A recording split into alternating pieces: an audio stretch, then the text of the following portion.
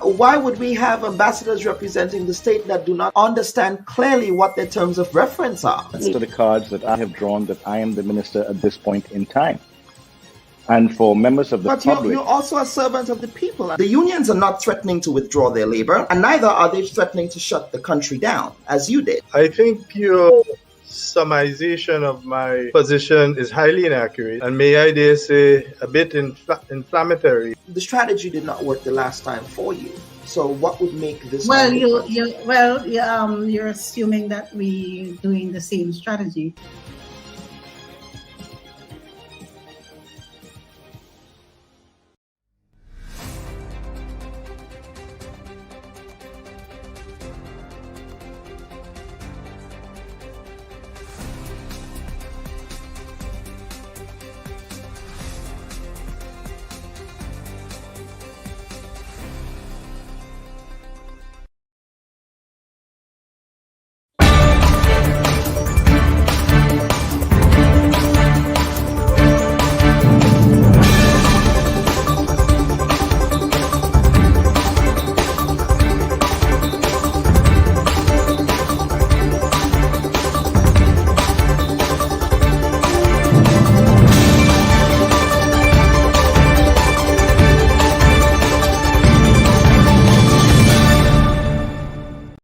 Just some issues that are being talked about.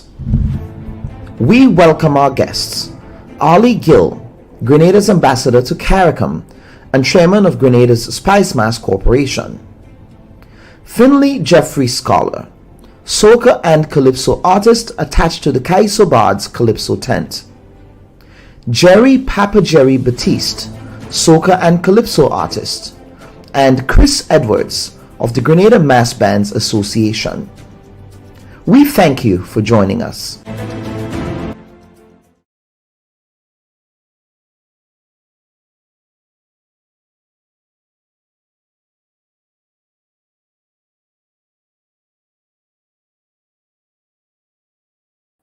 A pleasant good morning to our viewers and listeners. And first, let me apologize for the late start.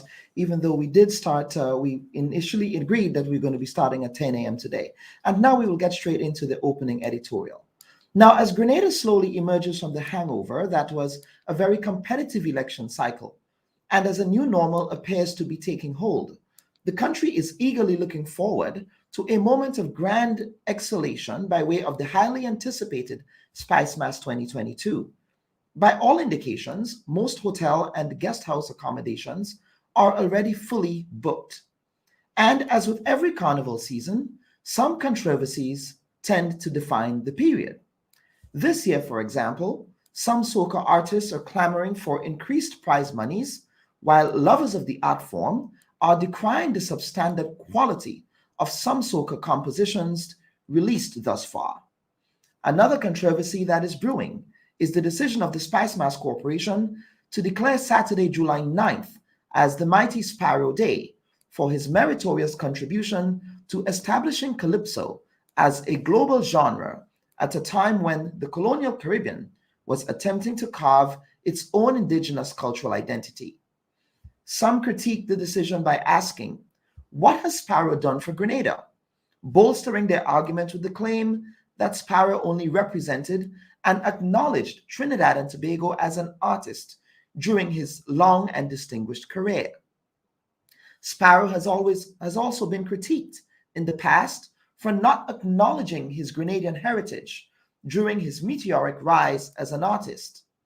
If we are honest, however, the second generation British Grenadian Lewis Hamilton doesn't represent Grenada exclusively at international Grand Prix events, even though he wears a Grenada flag on his helmet sometimes, along with other corporate logos, and neither do many other second and third generation Grenadians of significance.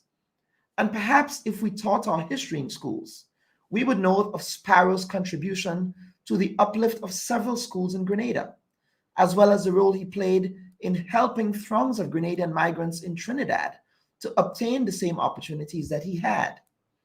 We would also know that the Grenada Revolution, that we love to praise so much, also recognized the Mighty Sparrow at this level.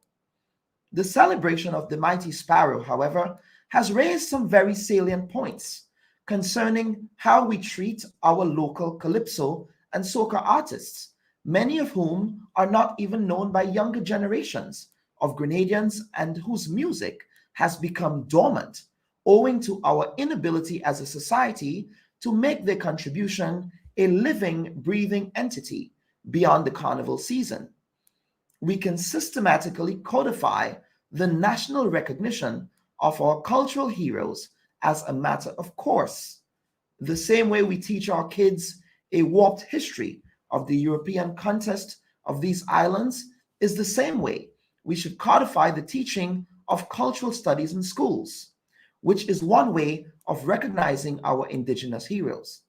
So the idea that we can't publicly celebrate Sparrow on one hand, while also intentionally making space on other calendar days to celebrate other great Grenadian cultural icons such as Ajamo, the Black Wizard, the late Daniel Scorpion Seeley, African Teller, Tangler, Smokey, Raymond Matthew the Beast, Peter Bain, the late Peter Bain, the late David Peck Edwards, Lazarus and Twine, the late Winston Fleury from CARICOM, and so much more, is a failure to recognize that we can walk and chew gum at the same time. The adverse reaction to this celebration should spurn other indigenous celebrations of national heroes, starting with Ajamo Day, for example, on July 27th, which also happens to be his birthday. The stern public reaction to this move should also stir the Spice Mass Corporation and the Grenada Cultural Foundation to reflect on how we should celebrate other great Grenadians. It could be in the form of renaming many of our streets in their honor, naming departments in school buildings where they attended in their honor, sections of roads in particular villages, festivals in their honor, and other forms of public recognition. As was the case during the Grenada Revolution, there should also be a return to a celebration of National Heroes Day, which would serve as a galvanizing platform for celebrating the people who contributed to Grenada's development without wanting to derive legitimacy by way of British colonial empire awards. So while we celebrate Sparrow, let us also do the work of intentionally and methodically creating space for all our cultural icons. And on that note, I wish to welcome our first guest for the program this morning. He is Ambassador Ali Gill, who is Grenada's ambassador to CARICOM. And Ambassador Gill, you are just returning from Suriname on the heels of the just concluded CARICOM summit. Now, Ambassador Gill, could you talk to us about some of the major conclusions that came out of that meeting? Thank you. Thank you, Dr. Bob, and it's a pleasure once again to appear on the program. I believe that the last heads of government meeting in Suriname was historic in the sense that, for one, Grenada's new Prime Minister, the Honorable Deacon Mitchell, was his first appearance at the heads, and of course, he was making his debut in at the heads meeting, and I must say that he was the star of the show.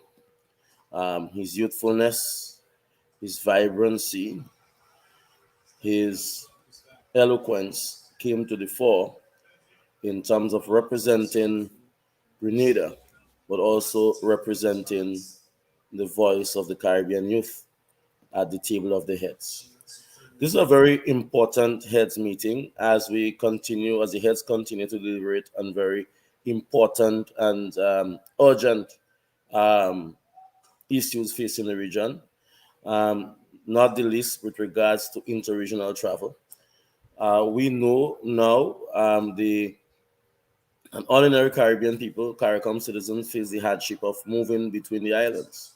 In fact, coming from the heads meeting, the representatives from St. Kitts, for instance, had to overnight in Barbados to catch a flight the next day to go up to St. Kitts, which tells you how difficult it is to move from one island to the next. It is cheaper and easier for CARICOM nationals generally to travel to Miami and New York than to go to another city in a CARICOM country. So that, for one, the pandemic has put the final blows on the act, which has been the mainstay of interregional travel for many years.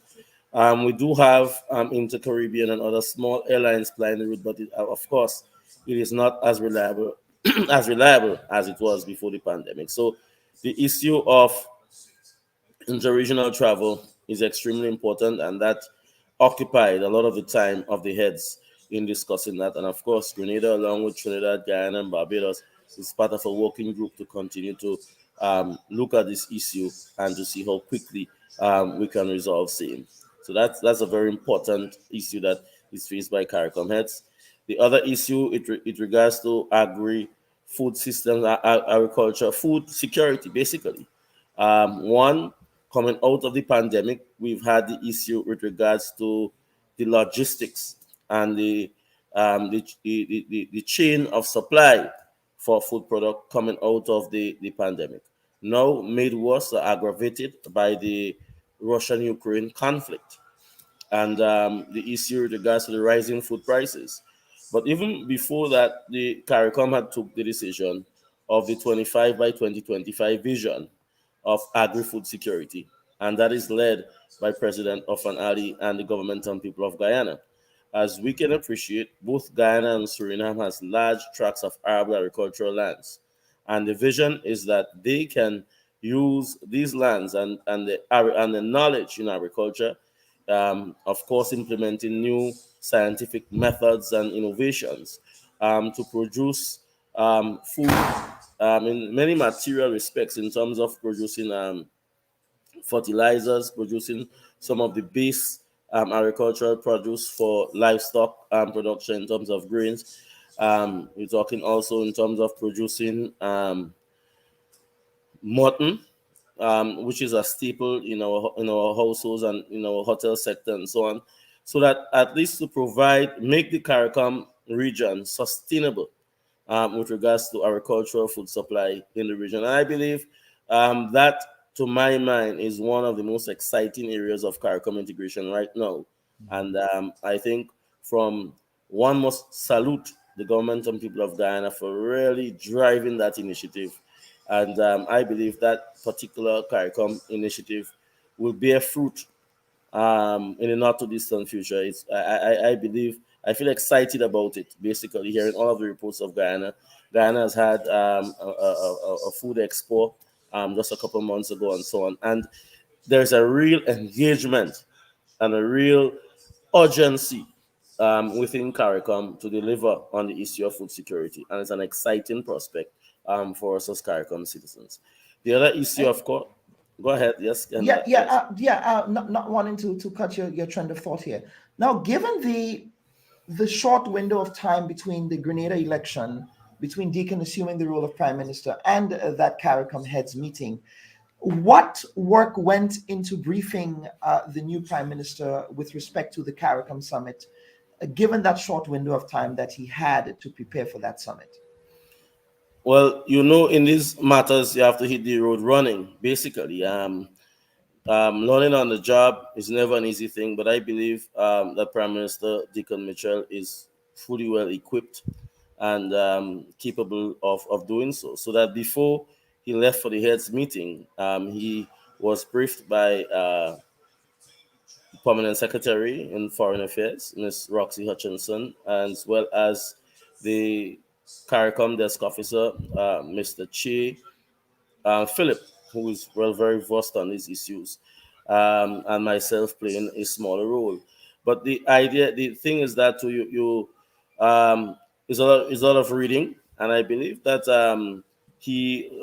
Prime Minister Deacon Mitchell, and it's kind of a thing. You have to say Prime Minister Deacon Mitchell. Because you say Prime Minister Mitchell, we have had two Mitchells in recent times, so one have to say Deacon Mitchell until we get used to knowing that it's not former Prime Minister Kit Mitchell, as they share the same surname. But so a lot of work was done in terms of preparing him for the heads meeting. But I also believe too that he did a lot of groundwork on his own, so that basically he took to the heads meeting as duck in water, basically.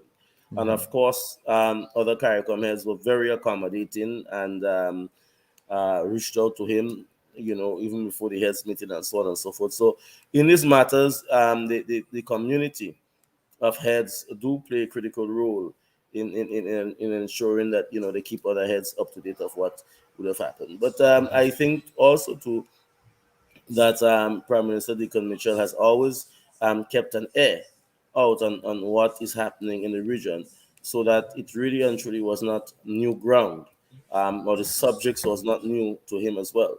Because if you're in politics, if you're a conscientious citizen and so on, you ought to be accurate with the issues confronting the CARICOM citizenship. And I think that he was very well familiar with some of the particular challenges that face our CARICOM citizenship. Absolutely. Now, one of the challenges that CARICOM has had throughout, and it will be 50 years, I believe, in 2 years' time, the celebration of CARICOM as an organization. And that is the challenge of implementation. So you speak about the remedies for food security, you speak about the remedies and intentions for enhancing regional travel.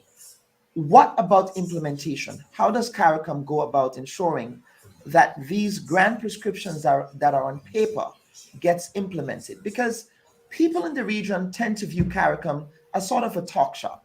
You go there, and Prime Minister Deacon Mitchell made that point in his address as well. You go there and you talk some more until the next summit. What would implementation look like to ensure that these actionable goals in the communique would be met? And I believe too that it's a fundamental misunderstanding as well with regards to how decisions made by regional or international institutions are actually implemented. Yes, CARICOM has, in some respects, have had that tag, and the perspective is that CARICOM will talk.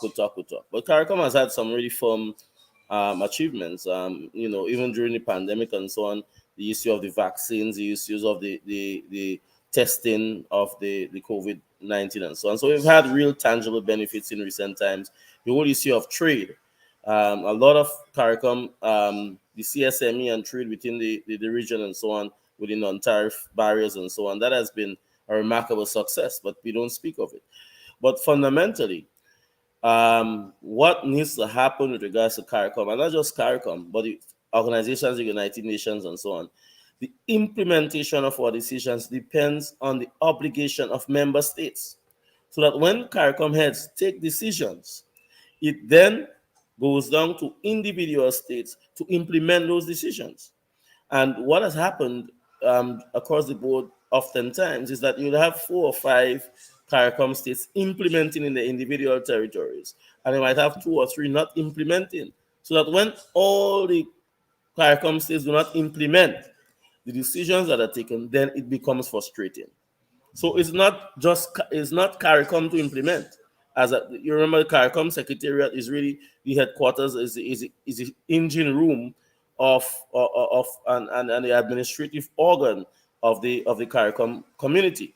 But at the same time, what really needs to happen is that individual states need to make good on the obligations. And the frustrating part of it is that when some implement and others do not implement. And when others do not implement, for instance, hassle-free travel and the issue of, let's say, UWI graduates leaving Grenada to work in another CARICOM territory. That should be seamless. But you go to another island, and I wouldn't call name, and there is so much bureaucratic structures that a UWI graduate, for instance, will have to go through before they can get the relevant work permits and so on and so forth to work. Now, in this particular CARICOM heads of government meeting, 3 areas of were defined that was a sticking point for some time. It has to do with domestic workers, agricultural workers, and private security. So that persons in Grenada who are agricultural workers can move to Trinidad, can move to Barbados, can move to Antigua, Guyana, and so on, any other member state, and get a job. Similarly, with private security workers or domestic workers. But for years, for instance, there was a squabble with regards to how these workers should be defined. At the recent heads meeting in Suriname, finally, there has been a definition agreed upon by heads and member states with regards to these class of workers. And person listening to me will say, how come it takes so long to have these definitions? And that's the point. For me and you domestic workers, we know who that domestic worker is. We know who is an agricultural worker. We know who, but that must be agreed so that, the private security guards can go into the Ministry of Foreign Affairs here in Grenada, get the relevant certificate or letter of recommendation, and then go to another island and get a job. So it boils down to, Kelon, with regards to implementation by member states. That has been one of the major sticking points in terms of why we do not get a lot of CARICOM decisions implemented. Member states have to take the responsibility for implementing the decisions that they took, that the heads took. And a lot of it sometimes, you can't even blame the heads. Similarly, like you have in, like, what do you say, the heads take ultimate responsibility, yes. But for issues of customs, for issues in regards to immigration and so on, CARICOM national coming to the country and so on, we know that it must be hassle-free, right? Persons are entitled to 6 months, bam, you stamp their passport. So the issue of the administration and the bureaucracy that goes into implementing heads decision, CARICOM decision, we must ensure that at every level, the agency or the workers that interfacing or is responsible for executing the implementation must do what they have to do, from custom workers to Ministry of Labor officials to Ministry of Foreign Affairs officials and so on, to ensure that the head's decision or the decision that we take at CARICOM is implemented. And that has been one of the frustrating areas with regards to fostering and enhancing the integration movement within the community. Absolutely. Ambassador Gill, is there anything you wish to add? Because we want you to stick around for the next segment. We do have some questions for you. The public has some questions for you with respect to Sparrow Day. So you will be joining the rest of the panel. I would love to answer any questions with regards absolutely. to Sparrow Day. So please stick around. But just there. to say that also yes. we discuss the heads discuss the issue of Haiti. The heads discuss the issue of energy security and the need to re-engage Venezuela to rejuvenate the Petro-Carib initiative. As citizens are well aware, the cost of fuel is skyrocketing due to the Russia-Ukraine conflict, and the United States at the same time have had this embargo on Venezuela that had initiated under Hugo Chavez, this energy initiative to give us cheaper fuel. I believe that is now back on track. And the heads were asking, why is it that the United States, they are engaging Venezuela to get the fuel going, and why is it that we in the CARICOM region cannot engage our neighbor? So the issue of energy security was discussed, the issue of Haiti and the governance of Haiti. COP27 is right in Egypt in November, is right on our doorstep with regards to climate change. And that is another important issue too, an urgent issue with regards to concessionary financing for small developing states and so on. And that is an issue that continues to engage our heads in a very serious way, as you will very well appreciate. We are on the front line with regards to climate change.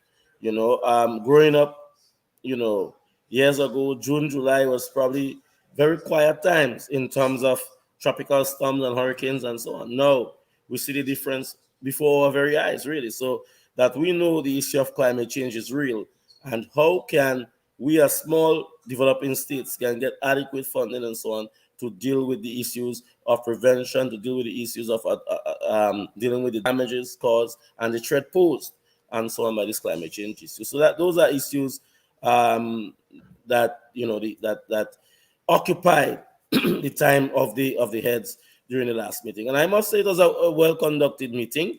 It was a productive meeting. I believe that important decisions and steps were made, so that now it is a lot to do with the following up of the different heads as well as the CARICOM Secretariat in ensuring that some of the decisions that were taken is implemented. And as well as I continue to emphasize the obligation of states to ensure that we do our part. And that whole issue of the ambassadorship for CARICOM is an initiative too that was piloted to assist with the implementation by individual states of CARICOM decisions. Absolutely, Ambassador Gill. So we would take a quick break, folks, and when we come back, we would be discussing all things Carnival. As a programming note, we did invite Papa Jerry Batiste, but unfortunately, he canceled this morning on the last minute, but the platform is open for Papa Jerry to come to discuss issues and concerns relative to prize monies for soca artists in Grenada. Now, over the past week, I've had the opportunity to have many in-person interactions with many of you in Grenada, our valued viewers and listeners of the Bubb Report, as I'm currently on the island for the bereavement of my late father, Jim Crabback Williams. I thank you, listeners and viewers, who regularly tune into our program. I was grateful and humbled by your show of support, the expressions of positive compliments, as well as the constructive criticism, which will cause our program to only grow from strength to strength. The Bubb Report is just my way of giving back to a country, some of whose citizens in the education and media space saw my potential and honed that early potential as a journalist from the outset. In thanking me, however, you're also thanking our team, which ensures that we produce a program of a certain standard and quality every week. And that is a commitment we will maintain as long as the Bubb Report remains an essential platform for informing, educating, elucidating, and bringing balance and clarity to the issues affecting the national community. Now, the next segment of the Bubb Report comes to you compliments S.A. Johnson Funeral Home, a Caribbean family-owned funeral service. They offer a full range of funeral services at affordable prices in New York City. They can be reached on 347-777-9797. S.A. Johnson Funeral Home, because you deserve to be treated with dignity. So stand by, folks, for the second segment. We will be right back. MC number 2 for the night, Senator. He's going to take you through the first rounds. Ladies and gentlemen, welcome to the match ground. We're going to get into the first round of Calypso. Happy am I to bring to you a young talented Calypsonian, the Inspector.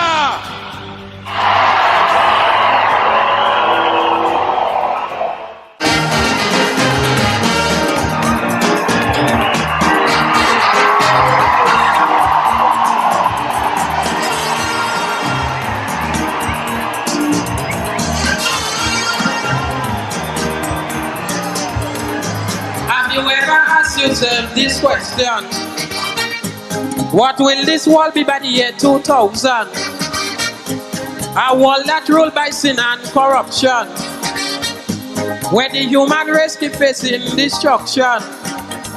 I will like to know if there's more to go, then what will become of the next generation? We're living in a world and we can't find peace. Mankind treating mankind like beasts. Russia left America on the right. Black and white, so we can't unite. People balling. Children crying. Hunger striking. Many more coming. What next shall the world be? Don't let it don't be don't boom boom. Be don't let it don't be don't boom boom. Be don't let it don't be don't boom boom. Be boom big boom boom big boom. A world that's no longer man's dominion. The rights today is for women and children.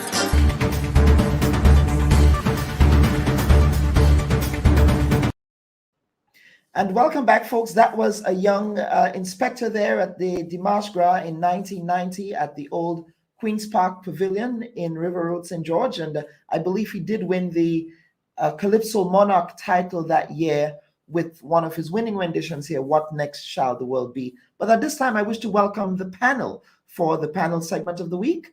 Returning, of course, is Ambassador Ali Gill, who he wears many hats. He's also here as the chairman of the Spice Mass Corporation, as well as the head of the Grenada Reparations Committee, as well as Mr. Chris Edwards of the Grenada Mass Bands Association. Mr. Edwards, welcome to the Bubb Report. I believe this is your very first appearance on the program. Yes, so we are very is. happy to have you, sir. Thank you. As my good friend, Finley Scholar Jeffrey. Scholar, good morning to you, and welcome again to the Bubb Report. Morning, Chief. Morning to all your viewers. It's a pleasure. Absolutely, absolutely. And Mr. Edwards, I want to begin with you. Now, obviously, the decision to lift the state of emergency set into motion preparations for Carnival 2022. Now, for mass makers and mass players and the people behind curating mass in Grenada, you do need time. You do need that creative time to prepare your costumes, to prepare your designs, color schemes, and all of that. Obviously, this year you did not have a lot of time to prepare. So a couple of weeks into the Carnival preparation now, where is the Mass Bands Association with respect to what we'll be seeing on the road come Carnival Monday and Tuesday? Well, thank you very much, and good morning again, Carl. And thank you very much on behalf of the Greater Mass Band Association for having me here. Actually, I must congratulate you and thank you. I said you're the first journalist who's ever actually sought me out as the Mass Band president to actually have this kind of conversation with me. Yes. And I'm very grateful for the opportunity. I can say that we are preparing, as we always do for the past 35 years plus, and we are excited because 'tis the season for us. It's a bittersweet because it has been 2 years as we haven't had Carnival per se, but while we are excited and preparing, we also have to admit that we have been somewhat frustrated and disappointed by some of the relationship we've had with our parents' board. We haven't really been vocal. We've been behind the scenes trying to get things done. There's a lot that needs to be said and done, but the chairman is fully aware of our discontention and our dissatisfaction, and we've made those abundantly clear. This may not be the forum to get into some of the nitty-gritties, but we definitely need to have the SMC really and truly see the Greater Mass Band Association as the major stakeholder as we are for the Carnival product and treat us as such. It has been a struggle, an uphill battle, a battle back and forth. It's been a trying time for me as their president, trying to get them the representation that they need, which they haven't really had for the past years. But I came in with the glee and excitement that, we're going to be able to partner with the SMC board to bring the association forward. But we have to admit that with the advent and the influence of the so-called non-competing or foreign bands have really dampened to a large extent our relationship with SMC. In my members' eyes, they see that the SMC is happy to say, we'll have mass on the road. So, why, work and listen to and try to cooperate with and help the Mass Band Association in some of its needs and some of its concerns, which we have vocalized. I mean, we have been a very vocal and cooperative partner from the start. We are the ones who proposed the plan A. We are the ones who proposed the plan B. And once Carnival became normal with all the restrictions dropped and it's a regular normal Carnival, we were left out in the cold. We took decisions that we thought that were beneficial to Grenada's Carnival and to SMC. One being, we said no competition this year for the same reasons you mentioned. It was late into the year. We were concerned about materials. As a band association, we had restrictions to take part in competition. Our bands need to have king and queens, and there's no way we were going to be able to build king and queens in time. So we say we're going to make it a showcase of mass, and we wanted everybody to fall behind a Grenadiana theme. Seeing that we showcased him be the first live in-person carnival, let's showcase Grenada. So we said, let's do the Grenada theme. Everybody comes up with something about Grenada in their presentation. This was endorsed until all the restrictions dropped, and then it was left for the non-competing bands to do whatever they want, because that is what the decision was made. Anyways, we are still going forward with that plan. We are, all our 9 bands are participating and all have themes pertaining to Grenada, and we are looking forward to bring that to the forefront come Tuesday. It's a lot of things that we proposed. We proposed to increase the subvention this year because we are not competing. We would have saved the SMC approximately $230,000 in prize monies. So we say, it's been 2 years. Our players, our band leaders have not been producing mass. They may have used their startup funds for due to the COVID. They may have used that because they need to survive COVID. So let's be real and know that they are seasonal band leaders. They're not promoters like the other people who are bringing out bands. They are seasonal band leaders. So why don't we take some of that monies that you're saving and extend them and give them a higher subvention? It was a huge debate, back and forth. They agreed to some, they disagree for others for reasons we don't understand. So we did get our traditional bands got $5,000, our fancy bands got $8,000. And the thing about it is that we have to also realize that our traditional bands are in depressed areas. A lot of their costumes are given free to the players because the kids can't afford to buy the Shotney costume. So to me, the $5,000 was a great gesture, and yes, they agreed and gave that. And they gave that out. They had problems with some fancy bands, which to us to this day we don't understand. But I had to go and solicit funds from some of my friends that I know to get some of these bands the money they needed, because it has been tough.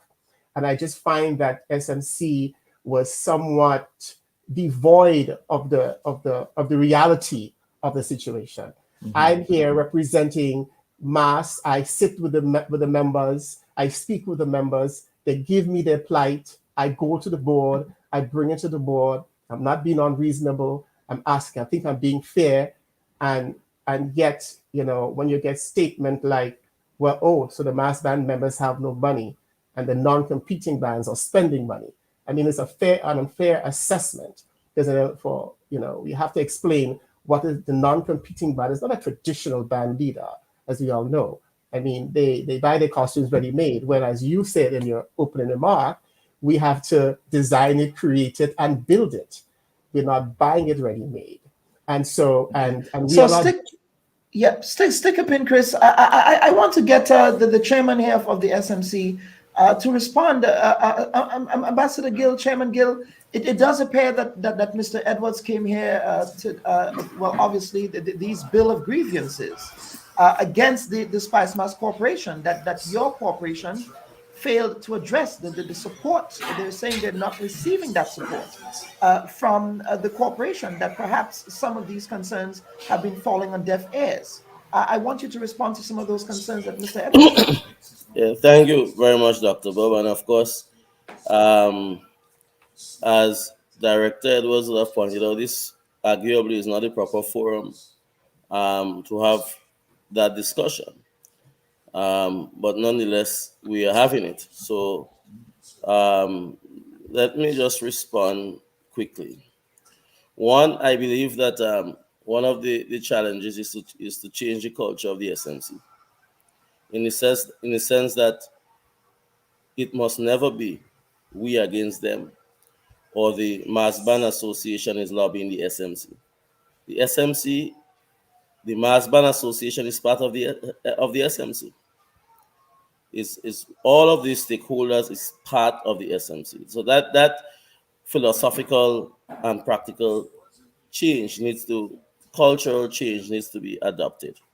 And it's not we against them, because the Mass Band Association is part of the SMC. So when the Mass Band say they're going to the SMC, in essence, they're going to themselves. And they too have a responsibility to ensure that we make collective decisions. Now, it is not true, Dr. Bob, that the concerns of the Mass Band Association has fallen on deaf ears. Director Edwards is aware that on every turn, all of the concerns and issues that they have raised, we have tried our best to work through it. First of all, let's begin with the fact that the budget for the SMC remains the same as it was in 2019, right? $800,000 in essence. And we have to manage not just mass and not just subventions, but everything else, beginning with that crop of money. Of course, we look for sponsorship from private sectors, and lottery from time to time would give us a boost with regards to our finances. The subventions of the Mass Band Association, the monies that the SMC has paid out this year, has basically doubled. In 2019, our subventions to them was like, but I was not there, but the records will show that around $64,000, $65,000 or thereabouts that was paid out by way of subvention to the mass bands. This year, we paid out $130,000 or thereabouts to mass bands belonging to the GMB. So it has basically been doubled. And we increased with regards to the traditional bands in particular that was paid out. Now, so that's one thing. So there has been an increase. But obviously, when you're managing resources, all what the Mass Bands Association asks for is simply you cannot get. You hear now that the some soca artists is saying that they want a significant price increase. We cannot simply just give them a price increase and we'll get to that, I guess, later in the program.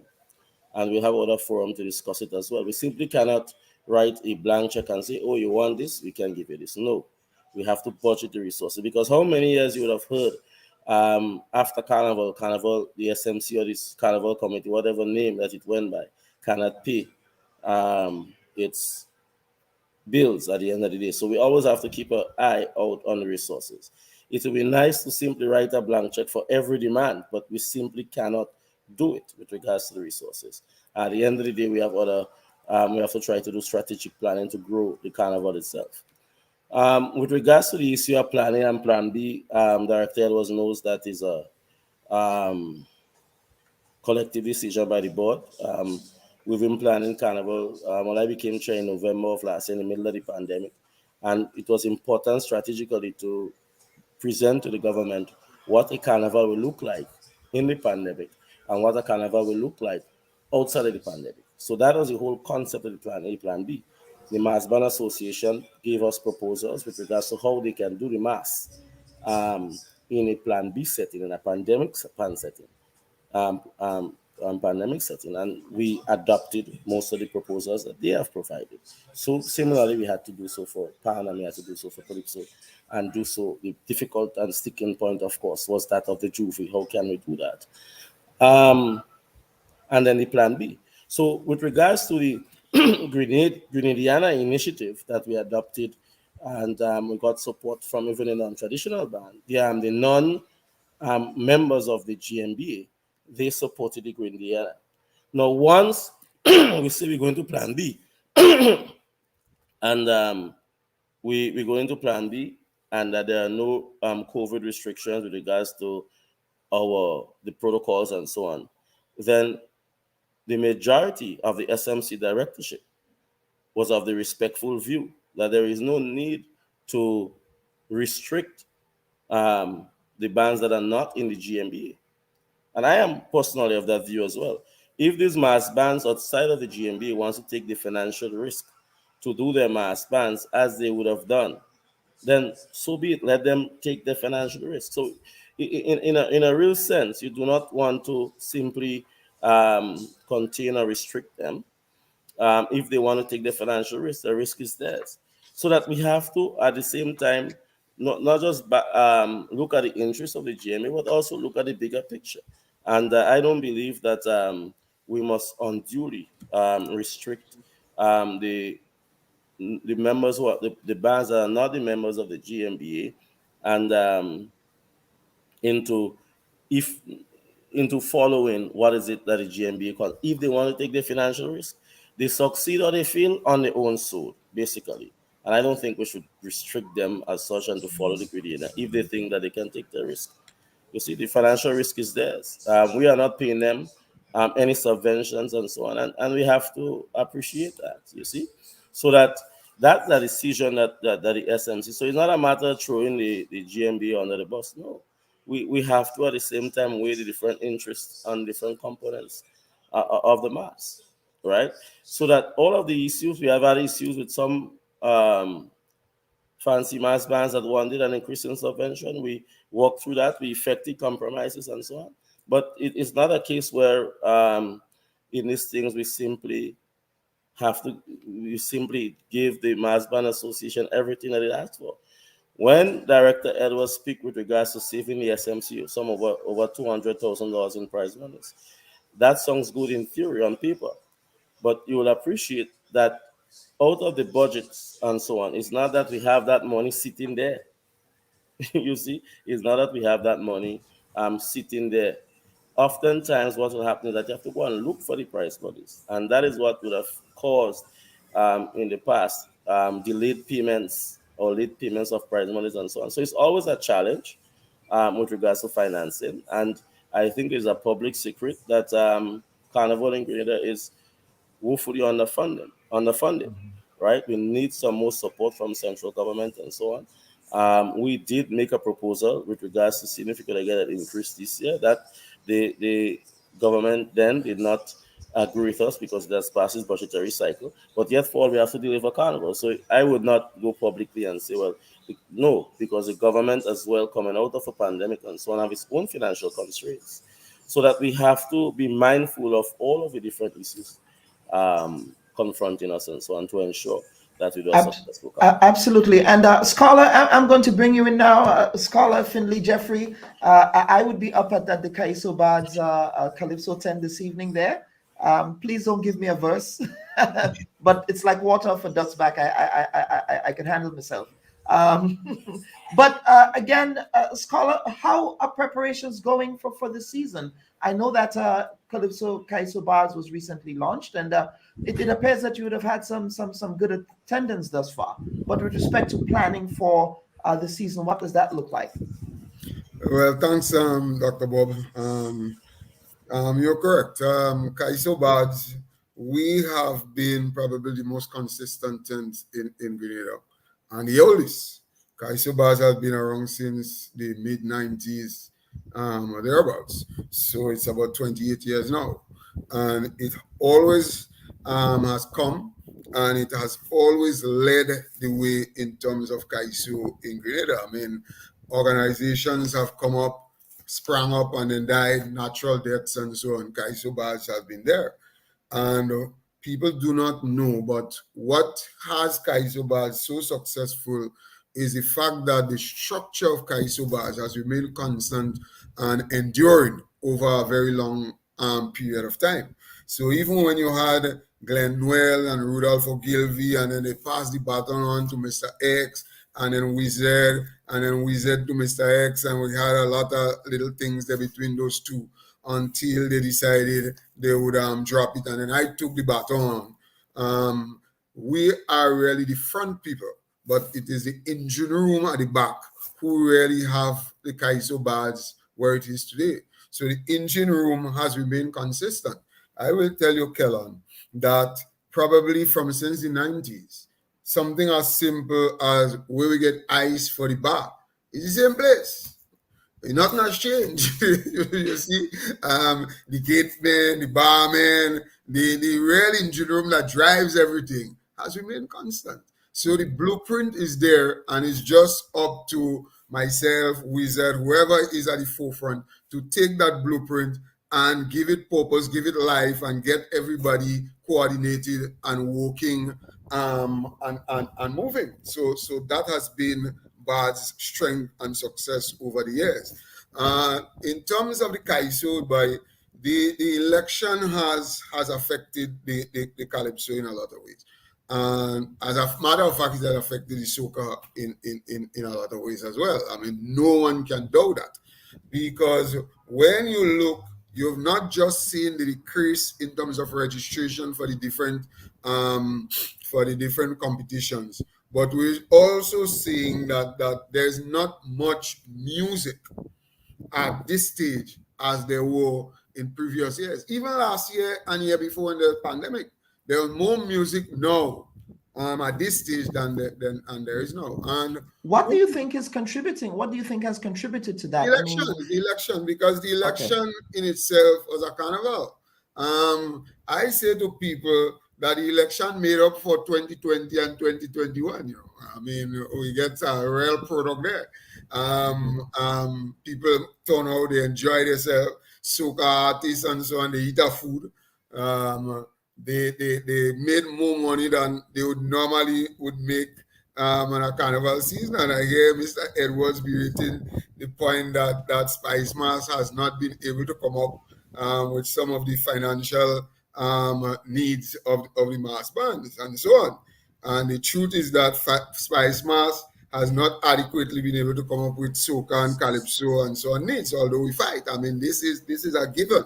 And I think Ambassador Gill would have put his finger on it that Spice Mass is woefully underfinanced. And this has been going on for donkey's years. As a matter of fact, we had agreed some time ago that we would do a cost benefit analysis of Spice Mass and to determine really how much Spice Mass rakes in to the economy of Grenada and what it contributes to the gross domestic product. Nobody's interested in that really, because if they do that, it will embarrass them. That 800,000 is what you're putting into Carnival, and it makes so much money. And the funny thing is that while people expect that Spice Mass must make monies from the gates and gate receipts and so on to pay off all its debts and those things, when we have a cricket, West Indies cricket and this thing, and two little people go in the stadium, they are going to rationalize and justify that they'll tell you about the spin off from that and people see it on TV and whatnot. Well, if you use that same rationale for Carnival, then Carnival should be getting anywhere to about $3 million. I mean, and that's a fact. Without 3 million or so, and Chris Edwards will continue to complain. The Calypsonians, the soca artists will continue to complain, and Spice Mass, sadly enough, would not be able to foot the bill. Stick a pin. I see both of you gentlemen, Ambassador Gill and Mr. Edwards, both of you seem to agree with that sentiment that scholars just expressed. So I want to hear from you, Chris, and then Ambassador Gill, I want you to react to what he just said. No, he's absolutely correct. I mean, we can beg until we blue in the face. I mean, I think at the workshop that the chair hosted, he had proposed a $2.5 million budget for Carnival. He says St. Kitts with 35,000 people had a budget of, when they had a little virtual thing, they had a budget of $2.1 million. And they only have 35,000 people in their country. And we have 800,000.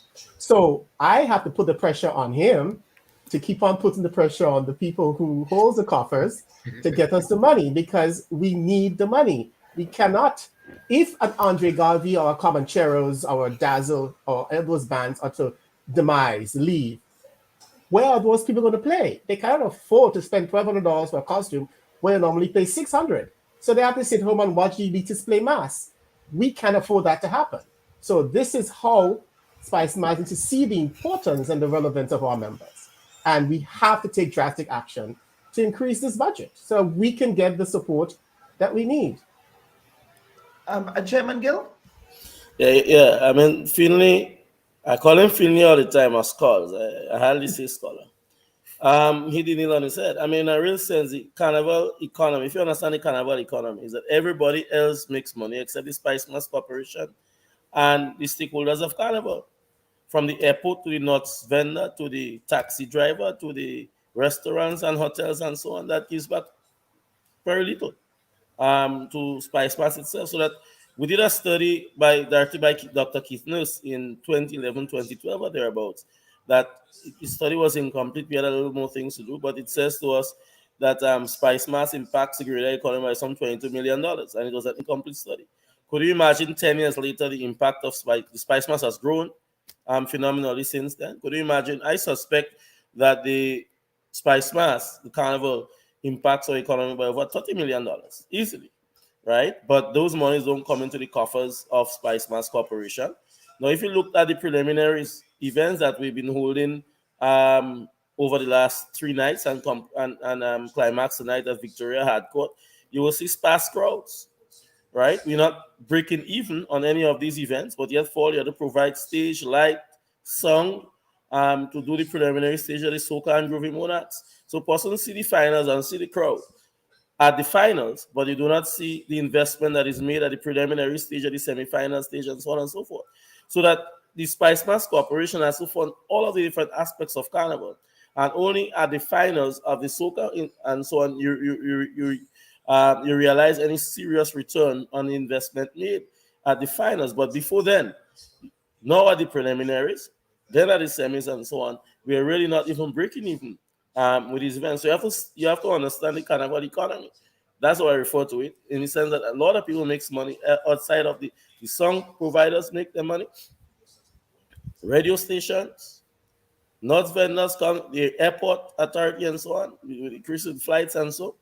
But these monies do not go directly into Spice Mass Corporation, basically. So that at the end of the day, I mean, I think any and everybody who's involved in carnival knows that simply we do not even have all of the resources that is needed to properly fund Spice Mass. St. Kitts Carnival, much smaller carnival than us, apart from the population. Spice Mass is there or thereabouts. After Trinidad, we competing with Crop Over for size in terms of real cultural impact in the Caribbean and persons coming to our shores. Our Juve and our Jab Jab and our Mononite Mass and our Soca Monarch and so on is well known for the region. We continue to promote it. Last weekend we were in St. Vincent Carnival promoting Spice Mass. We want to do the same in St. Lucia. We want to do St. Lucia Carnival. We want to do the same in Crop Over. We want to have a presence in the North American and European carnivals. Continue to promote our festival with the hope that persons coming in will mean that more persons will play in the mass bands. Our artists will have more fets to attend to. They get more exposure, go out to these different markets and perform and earn revenue, because there is serious financial potential for all of the stakeholders in Carnival. But these monies do not come directly back into Spice Mass. So we have to understand the workings of the economy of the Carnival, basically. And for instance, and let me applaud Finley and Kaiso Baz. They are doing their second show tonight before Georgia night. And that was one of the objectives. We want to ensure that all of the tents will do 1 or 2 shows before Georgia night. Yes, so that the Caribbeans get a feel for the stage, they learn their song a little better. Because in the past, we only had them singing for the first time in some of the tents, the first time on Georgia night, which we think is not adequate preparation. Also, too, we did a nice test run last Saturday with bringing the Calypso live from Kaiso Bats.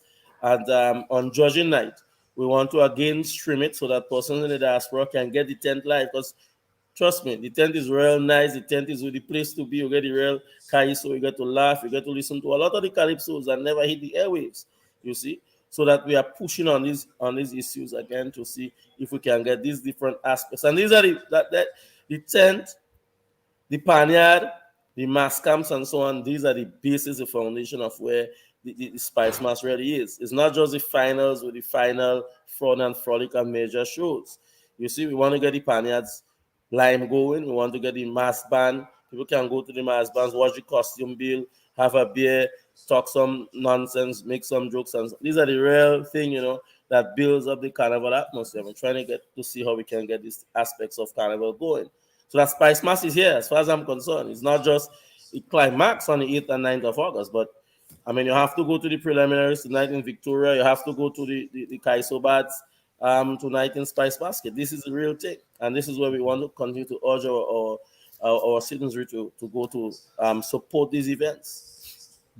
Now, Scholar, one of the issues, and Chairman Gill, and this is a question for both of you, there was a recent shift this year, an announcement that took a lot of people by surprise with respect to moving the Dimanche Gras from Sunday. Now, traditionally, Dimanche Gras has always been on Sunday, and I think it's one of those things that tends to define Carnival, because at that time, back in the day, there was no Soca Monarch. So from Dimanche Gras, the ritual was you go straight into Juve, normally with the winning Calypso Monarch as well. They would parade on a truck in town with the crown on their head. That's what I remember. Now we have shifted Dimanche Gras to another day. This question is two-part. One, what was the basis for making that decision? And two, what would be replacing Dimanche Gras on Sunday? Chairman Gill, Scholar, I would start with you. Yeah, let me bite first. Gill has been talking a lot, so let me get all the rest for a bit. So I will bite at the first, and Gill can come in with the second, because this is the one place where we do not find common ground on the second. But let me bite at the first. Now, Kellan, first of all, let me just correct that the Dimanche Gras is not moved. What is moved is the Calypso finals, because we need to make that distinction. Now, the Calypso finals was but aren't they mutually exclusive? How are they not mutually exclusive? Dimanche means Sunday in French, Kellan. Well, it means French. You're right. No, you're right. But I appreciate there's a slip of the tongue all the time too from me as well. It's the Calypso finals that we move, not Dimanche. Okay. The Calypso finals was just embedded within the whole Dimanche Gras setting, but so too are the king and queen of the bands and whatever. All right. So we're moving the Calypso finals. Now, what gave rise to this? Now, I have been singing for the last 28 years. There are a few years that I haven't sung, but I've been at the Dimanche Gras all the time. And I have seen the demise of the Dimanche Gras in such that the crowds have become fewer and fewer and fewer.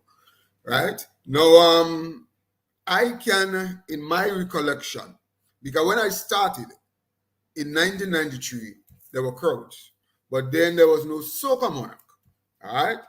And then when the Soca Monarch came on the Friday night, the popularity of it and how it grew, as it grew vertically, the Dimanche Gras went down at the same rate. Now, people often say that Calypso is dying because the Dimanche Gras has fewer and fewer crowds. No, nothing could be farther from the truth. Calypso is not dying. You have Little Mother's Day shows and so on. Godfrey does put on a little legend in concert, and the place can hold people. So once you have a Calypso show that is well organized and so on, people come out. But they just do not go out to the Dimanche Gras. And so we had to look at this thing realistically. Why? All right. Now, I actually pointed to one, because the truth is that when you look throughout the Caribbean, really, the Dimanche Gras throughout the Caribbean in terms of the Calypso finals and so on have been dying. You look at Trinidad, which is supposed to be the Mecca. I mean, the Dimanche Gras in Trinidad is now a shadow of itself. I mean, you could count the number of people you'd see at the Savannah. And so too had all the other carnival, the Dimanche Gras in the Caribbean, all except one, Dominica.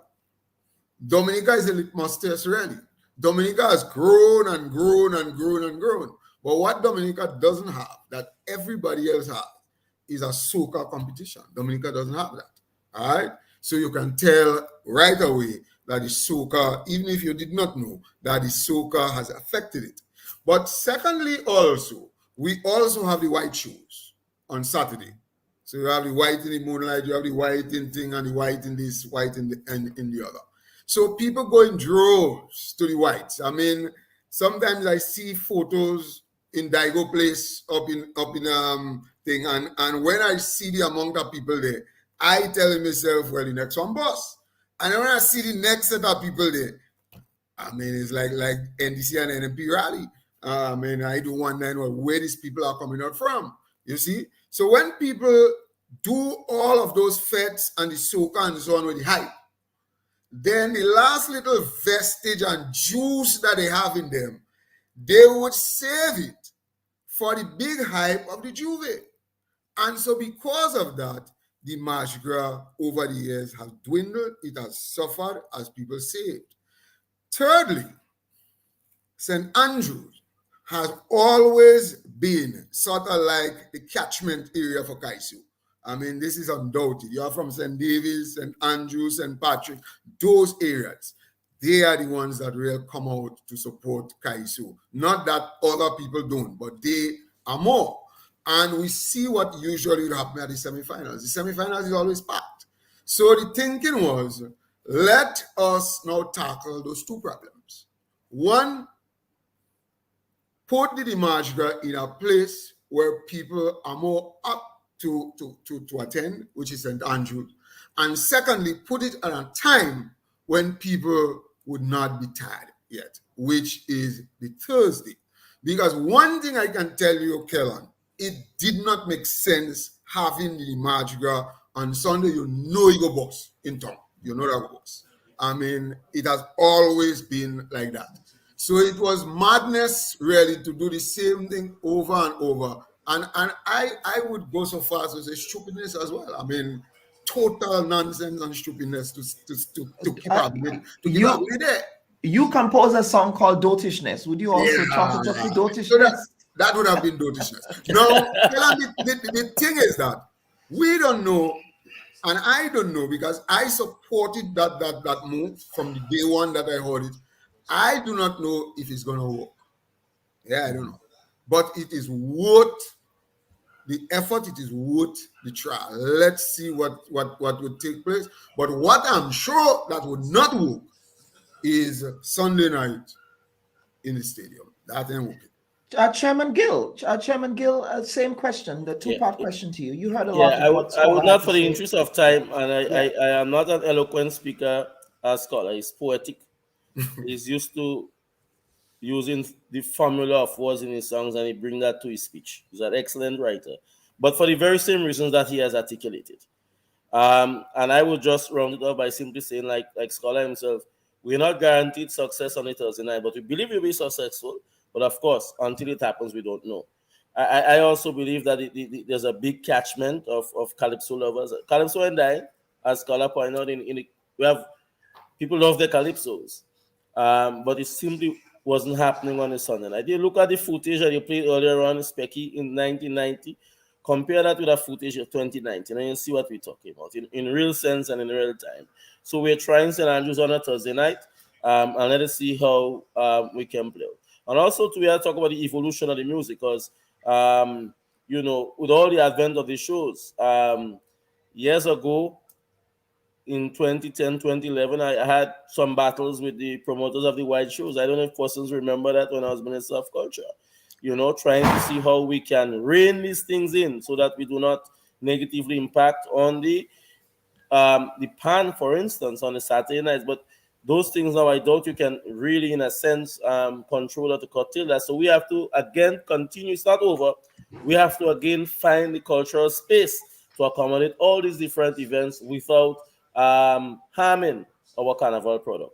I will tackle the second question, and I will say to you, that's where me and Finley disagree. We'll not disagree in so much as we have different positions. I don't think we disagree. What Finley wants, and let me tell you, there's nobody, forget what you see on social media with regards to persons criticizing and so on. Me and Scholar and so argue for hours on end with regards to the carnival product. So when you see persons writing up things on social media, I don't respond to them because it doesn't make sense. I am always prepared for an argument or discussion with regards to how we can move the carnival forward. And once we meet at that, we can always have a discussion, always have an argument. We can disagree. You might convince me, I might be able to persuade you. Finley thinking is that we need to do a big show ourselves on a Sunday night. And if you saw what Trinidad produced this year for Daddy March Gras night, he's thinking that we can do something like that, where we have a parade of the bands, of maybe some major costumes, and we can have a collage of soca artists, Californians, and so on the Sunday night. So that on the Sunday night, the thinking is, the progressive thinking is that we can do a show on a Sunday night. I have absolutely no problems with that. But it comes back down to funding. I say, Scholar, I have the money to do it. If you give me the money, we can do it. So that one, because you have to appreciate now that every time artists go on the stage and doing events for Spice Mass, we have to pay them. You have to pay for song, light, and stage, basically. In this particular case, it will pay for the song, pay for the light, and so on, because we are constructing the Carnival stage. SMC is doing so. And then we have to pay for all of the artists. And don't forget the promotions. When you hear Spice Mass ads on radio and television, it's not for free. And they come in now at a pretty penny, right? So that I don't think that we're in a position this year to do an event on the Sunday night that we know as the March Gras. And the March, of course, in French means Sunday. So it's really a big show on Sunday. But I believe that going forward in 2023, 2024 is an issue that we can seriously grapple with. Providing we get additional funding for Carnival and so on, we can do a really nice event on the Sunday and send people into Juve on the back of a nice event. So that, Dr. Bob, what you're seeing and what the listeners are seeing is a grappling with revenue, with resources, and what we can do and what we possibly cannot do. So this year on Carnival Sunday, we have Cambole Sunday. Cambole Sunday is what happens naturally around the island on a Sunday, with the cooking of the food in the different areas, different communities on the block and so on. Traditionally, when I was growing up, it was pea soup was the thing of the day. People prepare the pea soup before they go to the March Gras, right? Whether you cook in your backyard or you do in your house and invite friends over, or you go on the block and do it and so on. Now we have all dung, we have brown dung, man making managed waters and curry goat, whatever.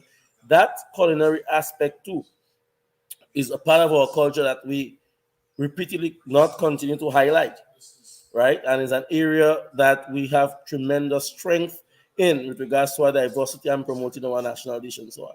So the idea this year is that persons would do their Cambodian centers.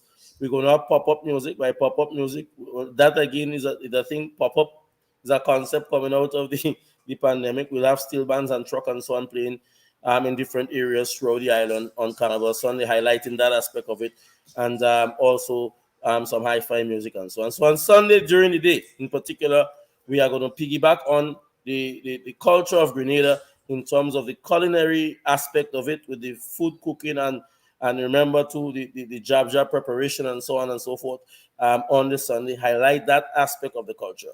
We're also working with GTA to see if we can get the craft vendors and so on out and about. Now, those persons who have been to Crop Over and so on, they would appreciate that right throughout the Crop Over Festival, you can go at a certain area in Spring Garden Highway and get everything Bajan in terms of the craft, in terms of Bajan clothing, leather works, Bajan food, and so on and so forth. Hopefully, we can really incorporate that aspect of our carnival. So all of the visitors, you talk about Grenadians returning for the festival, can go and shop and get pieces of Grenada, that sort of stuff of Grenada before they go back. And also too, visitors can really get a taste of Grenadian culture, Grenadian cuisine, Grenadian arts, crafts, and so on. So that is the thinking and the idea behind it. But as I say to Finley all the time, it's not that we have given up on doing a really nice event to show on the March Gras on the Sunday, because we have created a space there now to do something. But we also have to keep one eye on the funding, because at the same time, to Fantastic Saturday, we have the challenge as well with the panorama, where we do not have numbers in the panorama. Yes, and that again is not unique to Grenada, in the sense that persons don't go out in droves to panorama as they used to. So what we are trying to do as SMC is to do add-ons to the panorama. After the panorama, we can do an event, and I can say to you that we have already booked WCK, the Booyah Kings of music from Dominica, will be performing at a Fantastic Saturday. So we have to look at add-ons to add value to all of our events, basically. And it's not easy financially to do all of that. Yes, you hear about sponsors and so on, but even the sponsors are struggling coming out of the pandemic as well. So that although they are giving, they're not as giving as generously as they would have done in the past. I guess they too, they too have to, what we call in Grenada, catch their hands in terms of their finances at their individual business places. So we have all of these financial constraints to deal with at the same time to produce a quality Spice Mass 2022. And let me bring back Mr. Edwards here. Now, I know that part of the Mardi Gras, that Carnival Sunday Calypso finals at the stadium / Queen's Park, was the king and queen of the bands. Where does that fit in to what? And I know that you said obviously the bands did not have the time to really make those elaborate costumes that we've come used to. So what's going to happen in that place, Chris? Would there be sort of, and I know there's no competition, but would there be an expose of major costumes? What would that look like? Yeah, no, we're not actually doing any major costumes this year. So this change actually, of all the years to try it, it is the year to do it because we wasn't going to have a king and queen of the band. But if it turns out to be successful, it just means that the possibility exists that either we have the proposal that the chair just mentioned about and Finley just mentioned about this Sunday extravaganza, or we go to Thursday, which means that the bands will have to move with haste to do their costume in time for a Thursday, hopefully Calypso, being part of the Calypso final. We haven't gotten to that point, but because we haven't had to worry about it this year, but at the same time, the king and queens of the band is very significant. It is part of our culture, and we definitely need it to be part. It's our requirement to be part of the band to win Band of the Year. Unlike the other bands, they don't have to produce any large costumes or whatever the case may be to enhance the product. But come 2023, I guess we'll have to go to the drawing board to see where that competition will be accommodated. But we definitely want it back next year. We definitely want our king and queens back. All right, Maybe Dr. Bob, yes. I can chime in here if you'll allow me. Yes, please. Out of St. Vincent this year, for instance, in the Carnival now, when they had an event called Pankai Mass on the Sunday. Pan, Calypso, and Mass. So they're the parade of the bands, the panorama competition sort of, and the Calypso on the Sunday night. So they call it Pankai Mass. But that too, they are clear to point out, is as a result of the pandemic, and they were just trying to accommodate it. But you could imagine the length of the event as well. It was a very long show as well. But that's the kind of challenge that coming out of the pandemic that all of our carnivals in the region have to face. We have to find a creative way in which we can do all of our events at the same time controlling the cost. So St. Vincent had a concept, Pankai Mass, not too bad, but at the same time, you look at the length of the event and so on and so forth.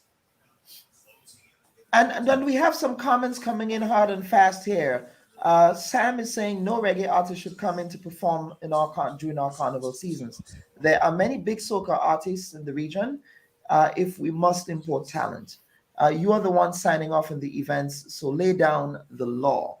And that law will contradict CSME and our CARICOM obligations. So you see, I put on the next hard day to answer that one. The point is basically artists within the CARICOM region is free to move through the region, and they can't really restrict them lawfully. In truth, these all of our Calypsonians and soca artists must have the CARICOM certificate so they can move freely.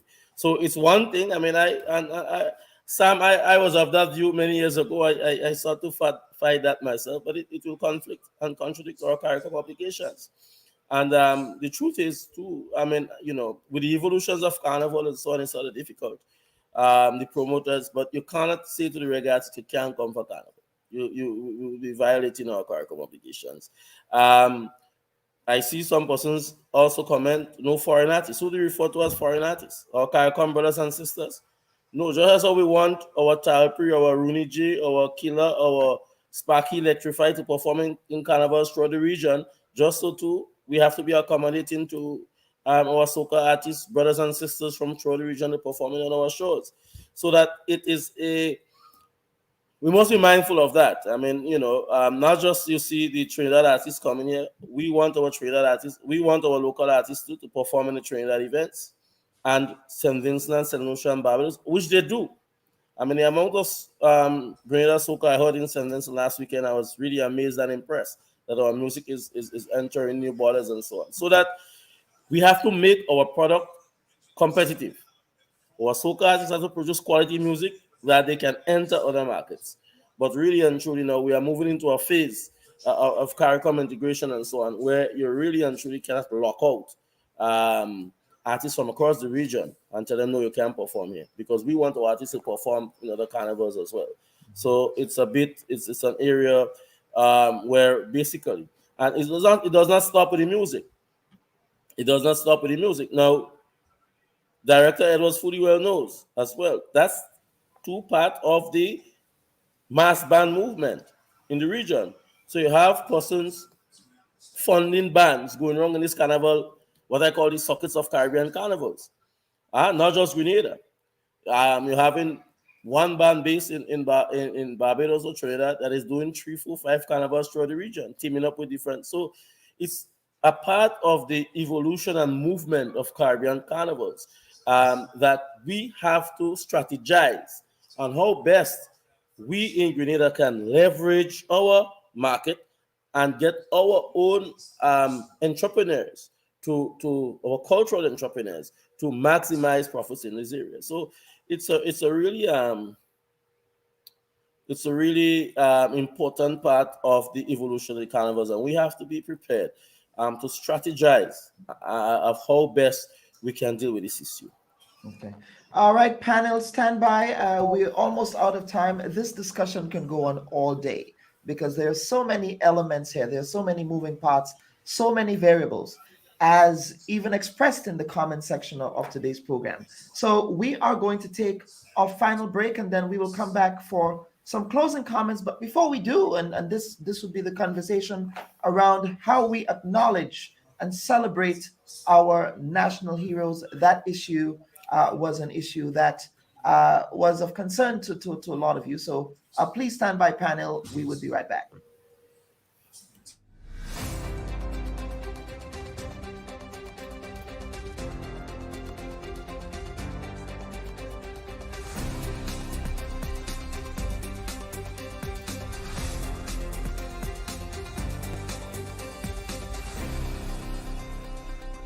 Why would we have ambassadors representing the state that do not understand clearly what their terms of reference are? To the cards that I have drawn that I am the minister at this point in time.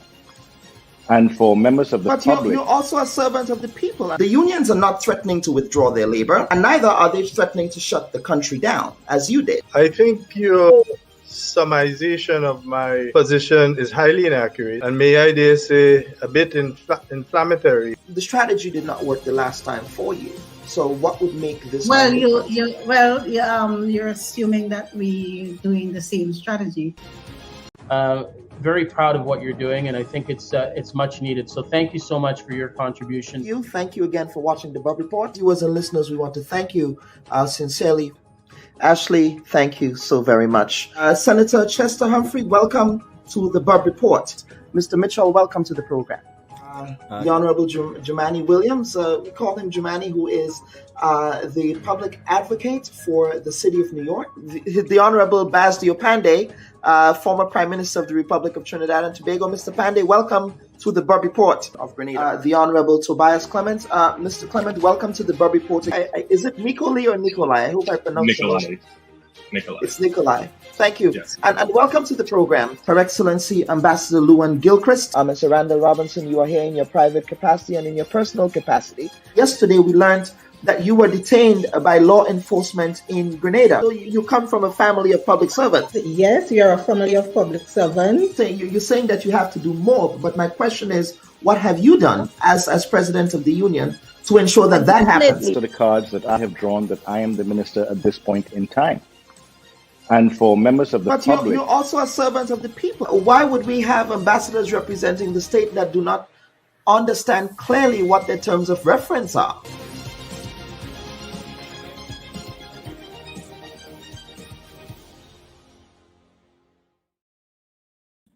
And welcome back, folks. And I wish at this time to bring the panel back as we close the program today.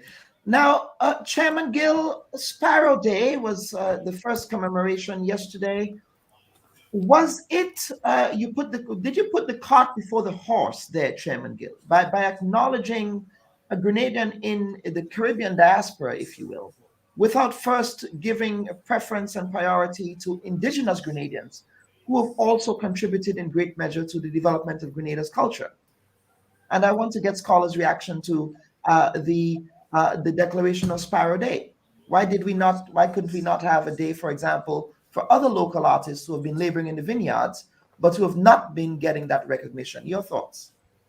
Yeah, no, we have not put it. I don't know what you mean by your definition of indigenous Grenadian. Sparrow is an indigenous Grenadian. He was born here. Let's lay the basis of certain facts. And I am not too perturbed at all with this. Some of the social media comments that I think has not really has failed in many respects to analyze the situation. One, we can agree that Sparrow was born in Grenada.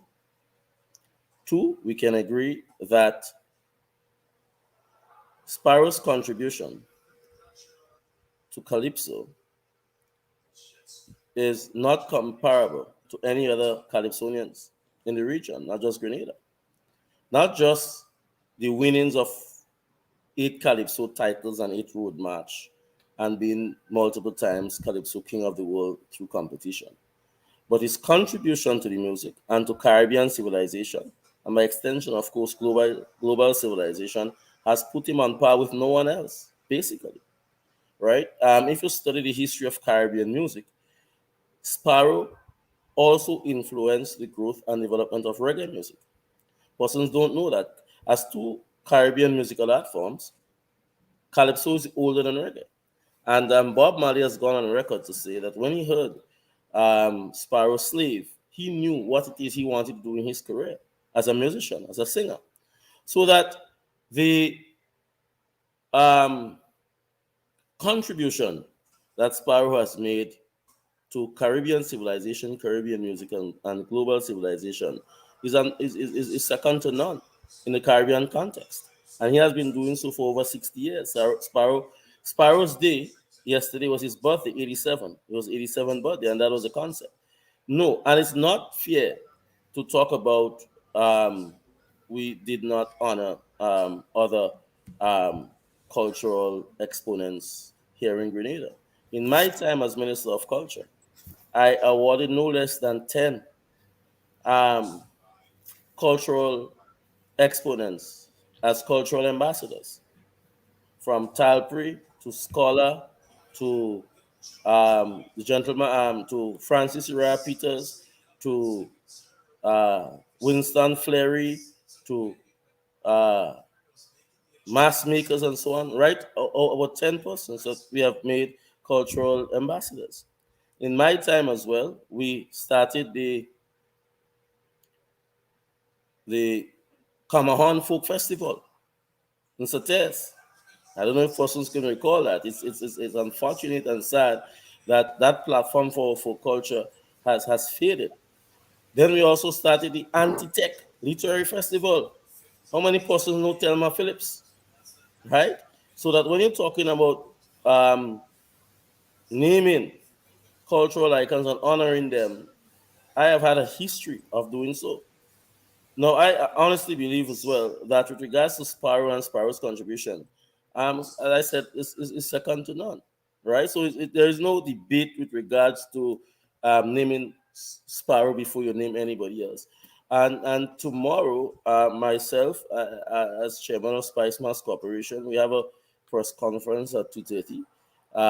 Scholars, president of GPAC, and so he'll be joining us in the press conference, and we will be making further announcements and declarations with regards to cultural icons and persons who make contributions to our culture here in Grenada, so that the struggle continues. We cannot do everyone at the same time, so that's not possible. But I believe that the mighty Sparrow is well deserving of such a worthy recognition. Now, while we continue to, on social media and so on, to criticize SMC's decision, we have received regional and international recognition for having the Sparrow Day. All right, there's international association organizations that are saying it's the first time Grenada has recognized its own. I see the comments. What has Sparrow done for Grenada, Grenadians, and so on? I don't know if it is we wanted to build a road, a building. I don't know what it is.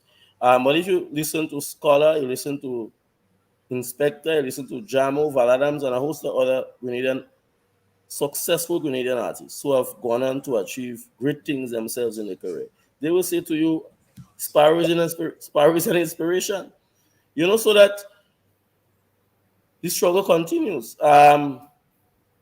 As chair of the Reparations Commission, I have written to the former government asking that in 2024, or 50th anniversary and so on, that we rename the monumental landscape here in Grenada after outstanding Grenadians. And I heard in your editorial and so on, you make the claim or the case for our cultural exponents to be included. And I have no doubt that they will be in such an initiative, providing that this previous administration also adopt the approach to rename or to change what I refer to as the monumental landscape here in Grenada.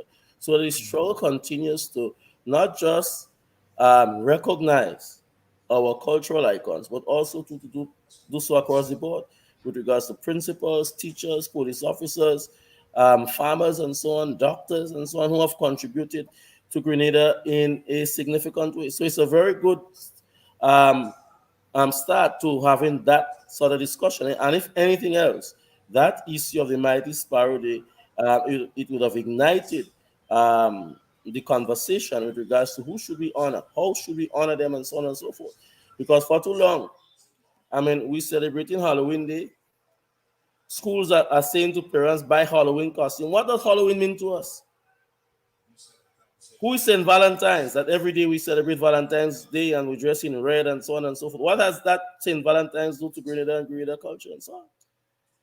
The Commonwealth Day, the Poppy Day, and so on and so forth. I mean, we are so into these Eurocentric and American perspectives of who we honor and how why Thanksgiving Day. There are so many things that we celebrate and so on that you do not see the same sort of criticisms and so on. Yeah. I mean, we just simply accept them and we go along with them. But when it is that we seek to honor our own, you get this sort of pushback. And I at certain levels, I understand it. I understand the subconsciousness at work and the, you know, that we as a people at certain levels, we are conditioned to celebrate the achievement of others rather than ourselves. You know, so it's something that we have to continue to work on with regards to the consciousness of our people. But how can we, in any serious way, criticize any sort of honor or commemoration that we can give to Slinger Francisco, a man who was born in Grand Roy, Grenada, that has gone on to achieve so much? We have so many first generation and second generation Grenadians who have done so much outstanding things that are we going to say that we could look at the minuscule approach with regards to what it is that they have done for Grenada when they have done so much for the world? You know, so that is my perspective. And for perspective, during the Grenada Revolution, as a matter of fact, on the National Heroes Day commemoration on June 19th, 1980, that was when the bomb blast happened. the revolution did honor another Grenadian who migrated from Grenada shores and who never really spent any time in Grenada. And that was Tubal Uriah's Buzz Butler. He was honored by the revolution during And we need to the do more for National Buzz Heroes Day. Butler. We need to do more Right. for Buzz Butler. Absolutely. But the point I was making is I would be curious and fascinated to know if Grenadians had the same reaction at that time, or if, in fact, we understood the significance of honoring a Grenadian who spent most of his time in Trinidad and Tobago, but who contributed a lot to the labor movement in the Caribbean, and the labor movement which was also responsible for getting us to that post-colonial state that we currently Not in. just, you see, if you understand and study the labor movement in the 1930s, that in real material particular, I encourage you. I know you have not received Dr. Hilary Becker's book as yet. I'm trying to get your copy. Ignited the decolonization of the Caribbean as well. Yeah. It was the labor movement pushed the British government and so on to say, well, these fellas in the Caribbean are so troublesome and so on. Best we see how fast we can get rid of them. You know, so you have to study the history and study and understand these perspectives. Absolutely. You know, and I argue as well that I have to bring in Scholar quickly, yes. Chairman Gill, because we have to get to the break. I know that you can get fired up, but quickly, Scholar, it's the same thing. Reaction to the Sparrow Day. Would that spurn other avenues for recognition? What are your thoughts with respect to what happened yesterday? Well, let me just say that I am Finley Jeffrey, and I endorse what neither political thing. I endorse what Chairman Gill say. I mean, he talk for me, he talk for he, and he talk for he again. But no, I mean that's the way I feel about it as well. I mean, I wouldn't sit here and say that Sparrow doesn't deserve the accolade and the honor that he has gotten. I mean, the truth is that you could make the claim that we can honor a Jamu, honor inspector, and so on. And I think you made the claim in your first thing that we can't chew gum and walk at the same time. So the thing is that they are not mutually exclusive as people are making them out to be, that it's either one or the other. But somewhere, somehow, this will galvanize, I believe, some action. And so even if it's ourselves, I mightn't get a whole day, but I might get a scholar hour. I mean, I would take that, it's recognition. But of course, we have to recognize our own. We have to do it in more fundamental ways than we have done before. And the truth is that I am happy that this has happened, because it's the first time that I've seen so much conversations around the whole thing of what Sparrow has done, and the whole spiraling of conversations into have a Jamu Day and have this day and have this day and have the other. Those conversations had never taken place before. So probably now that spotlight has been shown. Let's see what would happen, because I will tell you for a fact, because don't worry, Grenadians, Grenadians on a whole, we speak a lot, but we say things, and then what we do, it shows Grenadians out sometimes to be hypocritical. I mean, for example, when African Teller had died, I went to African Teller's funeral, and the church was filled with empty pews. There was nobody in African Teller funeral. All the same people were talking about this and that and the other and so on. After African Teller's contribution, even in death, his funeral, there was no pump, there was no hype, there was no pageantry, and there was no people. When Abby died, and you find that happening all the time. So maybe now that spotlight is shown, I think one of the things that, and the argument I think I saw somebody make, is that there should be a policy position on it going forward. Have a Heroes Day or something, and have some policy position on some criteria of who we give and who we don't give and so on. All this, fine. And this can be in the making, but you know how these policy things will stop. Some men, after you do that, then you have to consult and so on. A lot of people will grind this thing, tack it to a halt somewhere, and put the paper on a shelf. So you have to become proactive.